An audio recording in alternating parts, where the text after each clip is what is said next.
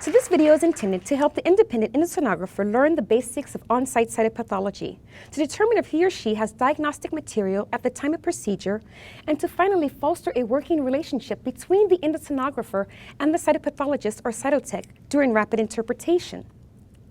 Today we will cover what is necessary for on-site cytopathology, followed by how to differentiate between normal and abnormal, then actual case sets, and then finally pearls of wisdom for everyday practice.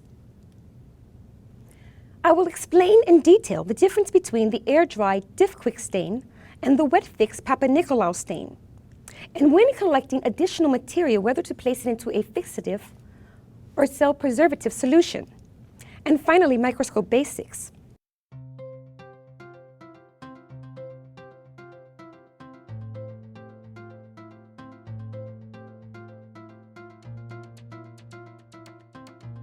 So when preparing the slide, the first thing you want to do is actually label the slide with the patient's name and the pass. So you want to take and put only one drop of material near the top of the slide. You do not want to put it in the middle of the slide because then you're going to smear the material off of the slide onto the table. So it's important that your diagnostic specimen actually stay on the slide. In one drop, it should be smaller than the size of a dime. If this is done properly, you will have a nice specimen. Now, how do you do this? So you want to take and use the cover slide and press it firmly onto the specimen and slide fluidly all the way to the end of the slide before removing. And then it should be ready for staining. If you stop in between, the specimen is going to clump. If the specimen clump, it is not able to be evaluated.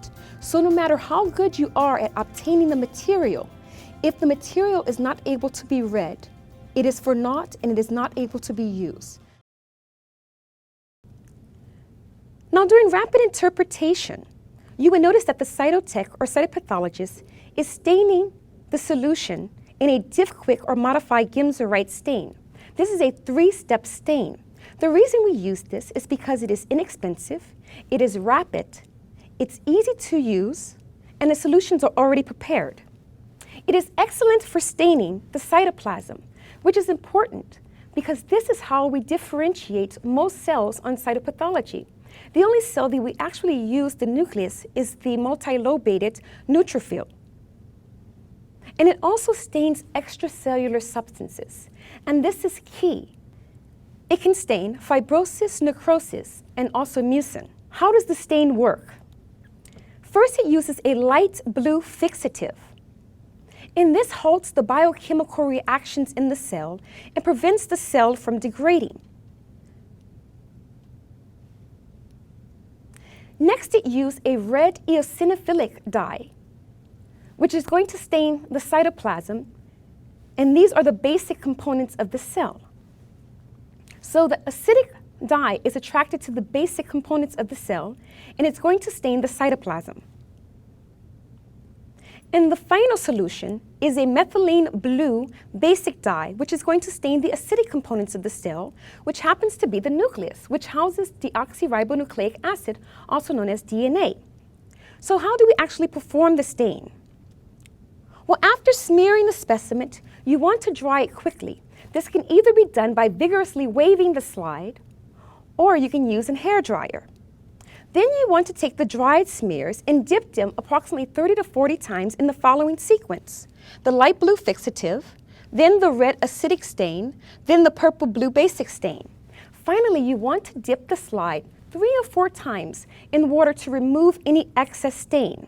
If this is done properly, the nucleus should stain a nice dark purple with the basic dye, and the cytoplasm should have more of a lavender, lighter purple color secondary to the red acidic dye.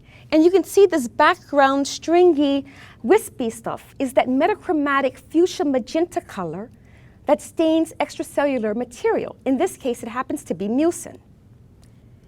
Now, you may also recognize that in the room, the cytotech or cytopathologist may quickly, after smearing the slide, place it in alcohol. And this is imperative for the Papa-Nicolau stain. The Papa-Nicolau stain is a polychrome stain consisting of multiple dyes, intended to differentiate the different characteristics of the cell. It consists of 3 acidic dyes and 1 basic dye. It is imperative that once you smear the slide, it is immediately placed in alcohol, or the Papa Nicolau stain will not work. So why do we do the Papa Nicolau stain? First is show good nuclear detail. Sometimes it is important to look at the nuclear membrane and to see if there's irregularities, to evaluate the chromatin, and to see if there's an enlarged nucleoli. It also shows cytoplasmic transparency. It allows for you to see neurosecretory granules if you're evaluating a neuroendocrine lesion. And it also allows for you to look at intracellular mucin, possibly if having a mucinous lesion. And one of the most important reasons I like to have the Papa Nicolau stain is because it allows you to look at three-dimensional clusters. You will notice when using the air-dry dip-quick stain, when you have large tissue fragments, they are dark and you cannot discern any features in them. However, the Papa Nicolau stain is transparent, so you can look at these three-dimensional clusters and evaluate them for malignancy. One of the questions I'm often asked is about the collection of the dedicated paths. Sometimes in the evening or late, you may not have a cytopathologist or cytotech present, and you want to collect additional material to do ancillary studies, immunohistochemical staining, flow cytometry, and you do not know which type of media to place the specimen in. So, should you put it into cyto-rich red, cytolite, Hank solution, saline, or RPMI? And this can be puzzling, but I'm going to help you determine whether to use a preservative versus a fixative. Now, preservatives temporarily keep the cells alive. So therefore, you can send it to microbiology for cultures. You can send it to flow cytometry for lymphomas. You can do ancillary studies, immunohistochemical stains, and special staining. And you can also use it for cell block. Therefore, it is a catch-all solution. But you have to remember that it is a preservative solution, so it has additives. However, it only temporarily keeps the cells alive. Therefore, cells will begin to degrade after a period of time. Now, certain preservative solutions happen to be RPMI, Hanks, and saline. Now, fixatives, they stabilize the cell. They kill the cell, they prevent it from degrading. Therefore, you cannot do culture, so you cannot send it to micro. You cannot do flow cytometry for lymphomas. However, you can still do some ancillary studies. It is also good for immunohistochemical staining and special stains and cell block. And one of the main reasons we use these agents is because they're good at lysing red blood cells. So it gets rid of background contamination and allows for you just to look at the diagnostic material. Good fixative solutions happen to be cyto-rich red and cytolite. Now, I always encourage the endosonographers to look and sit with the cytopathologist in between aspirations. It is so important to actually look at the specimen that you obtain with the needle at the microscope. So with that being said, let's hit the scopes. You will find in your typical endoscopy suite a multi-headed microscope. It has an ocular lens, which is used for viewing. It has a stage where you're going to place the stained, smeared slide, and then it has various objective lenses. Now, this is simple. The shortest lens typically has the lowest magnification, and the longest lens has the highest magnification. The ocular lens multiplied by the objective lens gives the total magnification. So what does this mean? The ocular lens typically has a magnification of 10x. And if you turn it to the objective lens of 4x, 4 times 10 is going to increase the magnification to 40. Likewise, if you're looking through the ocular lens that has a 10x magnification and you use the objective lens of 20x, the total magnification is going to be 200 times. And then you have fine and coarse adjustment knobs. You want to always look at your specimen on lowest objective first. This will allow you to look at the background, to evaluate the cellularity, to see the various components, and it will prevent you from overcalling something. Remember, when you look at something on high power, it always looks worse than what it really is. It's like looking into one of these magnification mirrors in the bathroom. Things look very, very distorted sometimes on high power, so you want to always start at low power. And finally, there's a camera, which can be used for taking pictures for educational purposes or for patient documentation. If you look to your left on the slide, you see a normal school of fish. They are evenly spaced, they look identical, they are nice and small. They appear to be in a systematic arrangement. And this is how the body works. To the right, you see normal pancreatic ductal cells. They are in a cohesive group, they are evenly spaced, the nuclei are nice and round, there is no overlapping, and this is the normal organizational architecture that you expect to see on cytology of pancreatic ductal cells. And here you can see a bowl of fish. And upon looking at this, some of the fish are going in different directions. They're kind of touching and overlapping. They're not evenly spaced like the previous school of fish. Some may be slightly larger than the other. And these are features that we identify as being atypical. Atypical features can be present in chronic pancreatitis, and they can also be present in a well-differentiated adenocarcinoma. Then you have suspicious. Most of these fish appear to be normal school of fish. However, they're not exactly in a group. They're not particularly cohesive, and then you may see one or two that are large and don't appear to belong with that group. And remember, suspicious is not only based on the quality of what's present, but the quantity. You want to see more cells that are atypical, that are large with high NC ratio, that have very dark nuclei, that have irregular nuclear membranes and borders. You want to see lots of overlapping. So therefore, suspicious is not only a qualitative diagnosis, but it's also based on quantity. And finally, cancer. It should be blatant, it should be overt, it should be flagrant. It should appear like sharks in a tank, going in various different directions, large, menacing. The cells should be dispersed with a dark nucleus. It should have a high NC ratio. The chromatin should be clumped. It should have prominent nucleoli. There should be irregular nuclear membranes, and it should not have any type of systematic appearance to it. You realize these cells are loosely discohesive, they are separated, and this is overt malignancy. Now, the transluminal FNA. If going through the esophagus, you can get normal lymph node, lymphoma, granulomatous disease, and metastasis. Transluminal through the duodenum can allow for you to sample pancreatic masses, bile duct masses, and pancreatic cyst. And through the stomach, you can see GIST, adrenal masses, pancreatic cyst, and pancreatic body or tail masses. In the esophagus, you can see this is the normal histology and cytology that's present. If you go further down into the stomach, you can see the histologic features. Also, there's some parietal cells in the center, and then some gastric mucosa to the right. And finally, in the duodenum, you can see the nice folds in this histologic section, and then you can see there is some goblet cells and stroma that is present. So what to expect in this transduodenal pass? Obviously, you should get duodenal tissue. So how do you differentiate duodenal ductal epithelium from pancreatic ductal epithelium? Well, they have numerous goblet cells. Goblet cells are within these honeycomb groups. You see these cells that are clear, and that's secondary to mucin being present in the cytoplasm. Therefore, these are not sheets of pancreatic ductal epithelium, but actual normal duodenal tissue.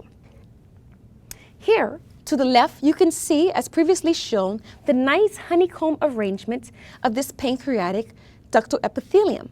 And to the right, you can see that the duodenal tissue also has a honeycomb appearance, but there are scattered cells which have clear cytoplasm. They almost look like ghosts. It looks kind of like Swiss cheese in arrangement. You may also get groups of cells which has like this ball-like arrangement.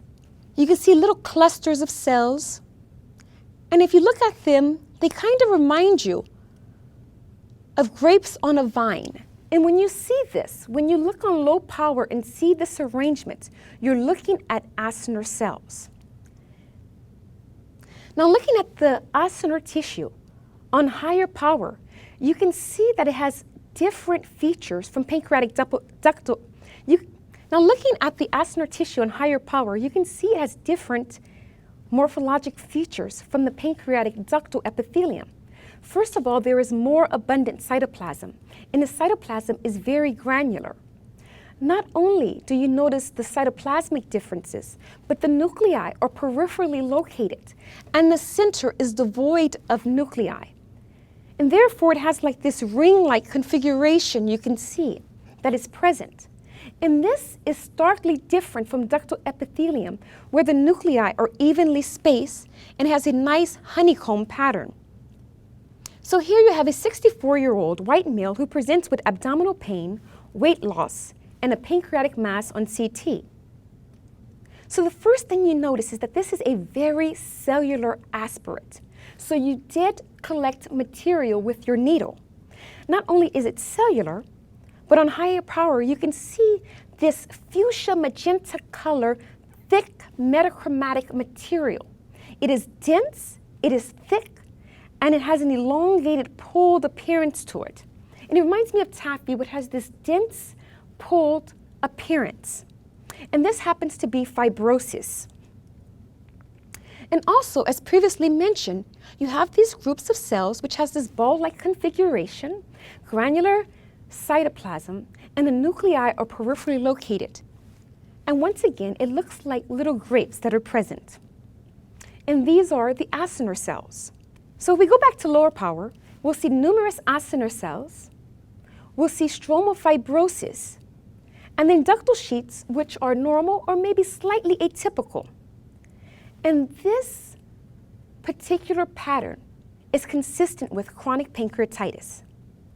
Now, chronic pancreatitis can be very cellular, consisting of both ductal and acinar cells, and you can have a background of inflammation.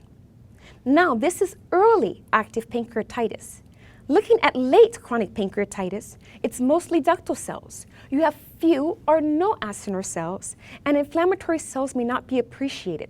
And it is important to recognize that this is a diagnostic pitfall, sometimes for cytopathologists, because these features can be present, particularly if there is ductal atypia in a well-differentiated adenocarcinoma. So, the shared features between malignancy and chronic pancreatitis happen to be nuclear enlargement, prominent nucleoli, that hyperchromatic nucleus, which is very dark.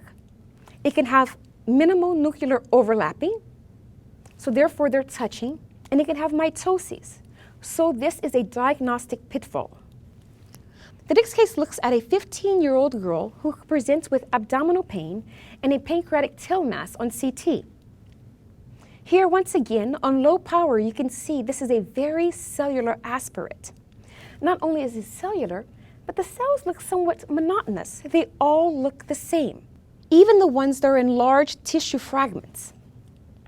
On higher power, you can see that the nucleus is placed to one side and the cytoplasm is on the other. We call this eccentrically located or plasmacytoid morphology. Not only that, you can see they still have these ring-like or arc configurations reminiscent of what you would see in acinar cells. In the center of the tissue fragment, there is this fibrovascular core, and this is actually a vessel coursing between this tissue fragment. And these particular features put together, the monotony, the eccentric plasmacytoid cells, and these tissue fragments with this fibrovascular core, is diagnostic of a solid pseudopapillary neoplasm. Now, solid pseudopapillary neoplasms are cellular smears. They are monotonous small cells. They are loosely cohesive groups. They consist of single cells with round oval nuclei. There is no or minimal nuclear irregularity. And they also have these pseudopapillae. So what are papillae? Papillae are like finger-like projections. So if you look at this, these little outpouchings look like fingers. And as previously mentioned, you have these branching thin fibrovascular cores. If you do the alcohol-fixed staining, you can notice that the chromatin is very finely granular. So therefore, the actual nucleus, if you look into it, it's powdery and has a very delicate, almost sometimes invisible cytoplasm. And then there are nuclear grooves that go inside the nucleus. And these grooves have the characteristic of the nucleus appearing like raisins. And anytime you have uniform appearing cells in the pancreas, you should suspect a neuroendocrine tumor. Therefore, you should aspirate for immunohistochemistry. Now, our next case is a 27-year-old white female with incidental pancreatic tail mass on CT. Once again, on low power, we have a very cellular specimen. So therefore, you know you have material. And these cells are once again monotonous. They all look the same. And on higher power, the nucleus is once again eccentrically located. And then you can see a background that sometimes have small vacuoles. It looks very bubbly. And these are also features of pancreatic endocrine tumors. So as mentioned, they have that plasmacytoid morphology. The chromatin is coarse or speckled, and sometimes nucleoli are present. And I'm going to repeat, anytime you have uniform appearing cells in the pancreas, suspect a neuroendocrine tumor, and you want to aspirate for immunohistochemistry. Here you can see on cell block, we did a chromogranin stain and it is positive, confirming the diagnosis of a pancreatic endocrine tumor. Our next case is a 72-year-old black female with abdominal pain, weight loss, and a pancreatic body mass on CT. Here you can see an extremely cellular specimen. There is lots of inflammation and some necrosis in the background. But then to the left, you see these cells which are large. They are irregular, the nucleus is dark, they are falling apart, and they do not have that normal configuration that you expect to see of pancreatic ductal epithelium. Remember, you want to see that systematic honeycomb appearance, and you do not have that here. And this is diagnostic of pancreatic cancer. Now to the bottom right part of this image, you can see what appears to be a honeycomb appearing sheet. And in the background of this inflammation, if I only had this sheet, I could say atypical. And then to the right, slightly below that sheet, you can see a small cluster of cells which are slightly enlarged. There may be some nuclear overlapping, and some of the nuclei may be slightly irregular. However, I would not feel comfortable calling this cancer in a background of inflammation. But if I did not have inflammation, I would consider it to be suspicious. So you can see on this one image, on this smear, you have the various features of pancreatic adenocarcinoma. Our next case is a 52-year-old black male with obstructive jaundice, weight loss, and pancreatic head mass. Here, you don't see many cells. You once again see that magenta, dense, metachromatic, stretchy material. As we mentioned before, with fibrosis. So if you see lots of fibrosis and scant cells, or maybe just some inflammatory cells in the background, you must think that this could be autoimmune pancreatitis. Here you can see on the cell block, you can see some of the myofibroblastic proliferation. And you want to do IgG4 staining. So you want to collect material for cell block processing. Our next case is a 72-year-old white female with obstructive jaundice and a cyst in the head of the pancreas. On this slide, there are not very many cells. You don't see much in the background.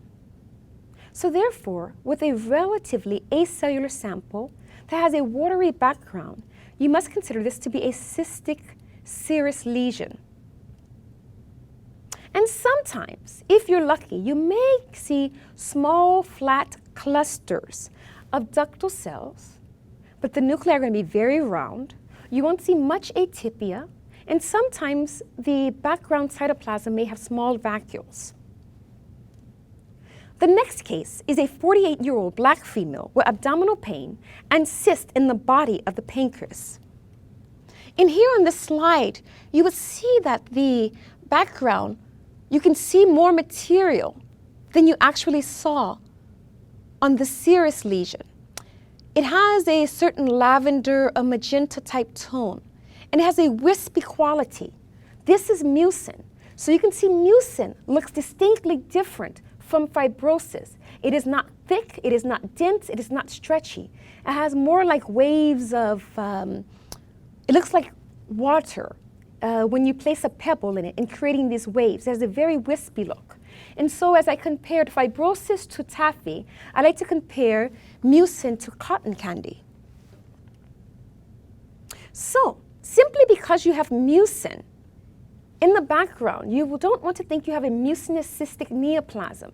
You can have mucin from contamination from GI sources. So therefore, to have a mucinous cystic neoplasm, you want to see mucin inside of the actual epithelial cells. And also you should expect some cytologic atypia. If you suspect a mucinous cystic neoplasm, you want to aspirate for CEA and possibly other molecular markers. So what to expect in the transgastric pass? Well, obviously you're going to have gastric mucosa.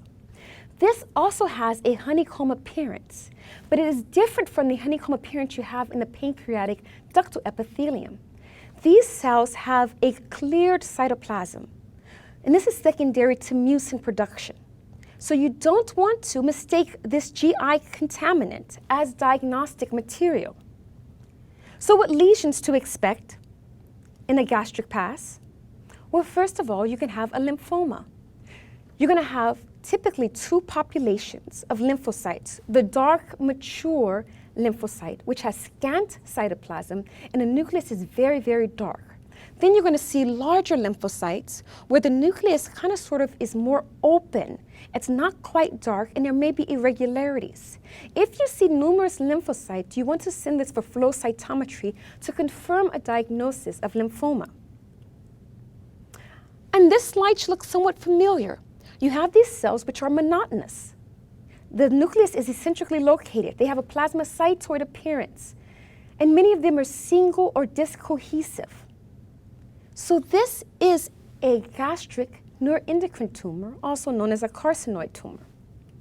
Now you can also get gastric adenocarcinomas, and there are two types. The intestinal type to the left, which looks like the ugly, atypical pancreatic ductal sheets that have high NC ratio, cells are falling apart, hypochromasia, irregular nuclear contour.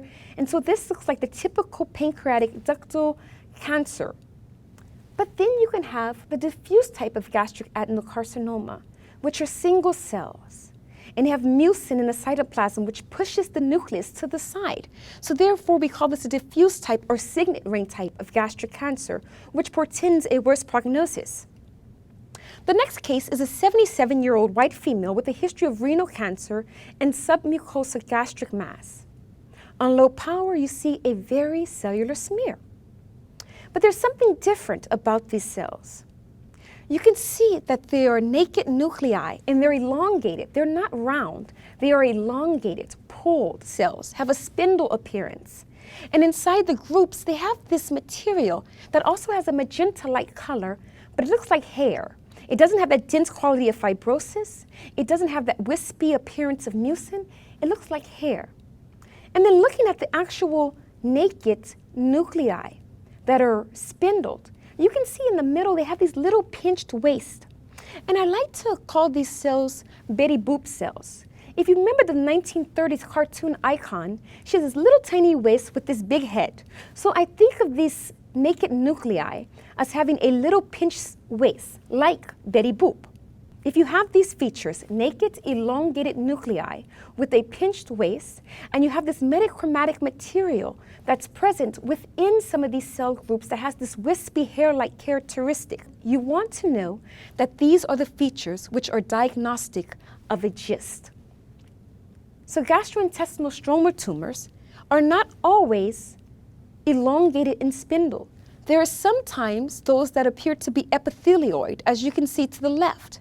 But remember, if you have that metachromatic, wispy, hair-like stroma that's present in the center, and you have naked nuclei, and if they have that pinched waist appearance or boomerang appearance, and so you see those Betty Boop cells, this can be diagnostic of a gastrointestinal stroma tumor. So, when you have spindle cells, you want to use a 19-gauge needle to get core tissue to confirm the diagnosis, so then you can do CD117 or DOG1 or various other confirmatory stains. The next case is a 55-year-old white male with abdominal pain and a pancreatic head cyst. Here you can see on the specimen that there is a grungy appearance. The cells appear to be poorly preserved, like they're almost degrading. And it just looks like junk. It looks dirty. These are the features of a pancreatic pseudocyst. These are typically unilocular, so therefore the fluid is dark, but it's not mucinous. You don't have that wispy appearance. You can see debris, you can see blood, you can see macrophages. Some may actually contain hemosiderin-laden pigment, and then you can also have neutrophils. What to expect in a transesophageal pass? Well, obviously you're going to have superficial squames and intermediate squames, and maybe some parabasal squames. But then you could have squamous cell carcinoma. Similar to other malignancies, it's going to have a high NC ratio. The nucleus is going to be large and dark. It may be irregular.